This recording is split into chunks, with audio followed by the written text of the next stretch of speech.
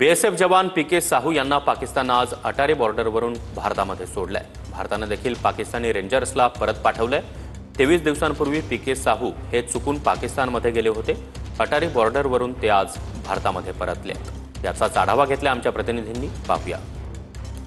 आपले भारताचे बीएसएफचे जवान पीके साहू हे खरं तर फिरोजपूर जिल्ह्यामध्ये आपली बॉर्डर जी आहे ती ओलांडून अचानकपणे चुकून नकळत त्यांच्याकडून पाकिस्तानची सीमा जी आहे ती ओलांडली गेली आणि त्यानंतर पाकिस्तानी जवानांनी त्यांना पकडलेलं होतं।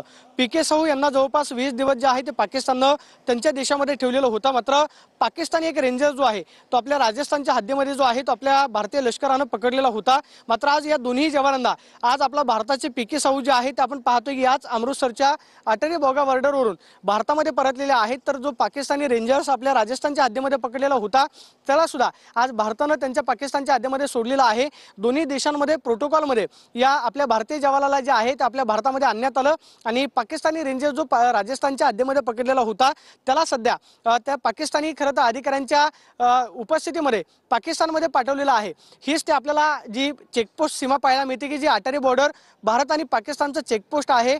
इथूनच पुढे आपला व्यापार असेल, त्याचबरोबर इथून भारतातून पाकिस्तानमध्ये जाणारे नागरिक विजावरती आणि पाकिस्तानमधून भारतामध्ये विजावरती येणारे नागरिकांना याच अटारी बॉर्डरच्या सीमे चेकपोस्टवरून सोडलं जातं। याच अटारी बॉर्डरवरून या दोघांना जे आहे आपण पाहतोय की भारतामध्ये आणलेलं आपल्याला पाहायला मिळतंय। Cameraman Rakesh Kumar Soni, Pradeep Kapse, TV9 Marathi, Attari border, Punjab.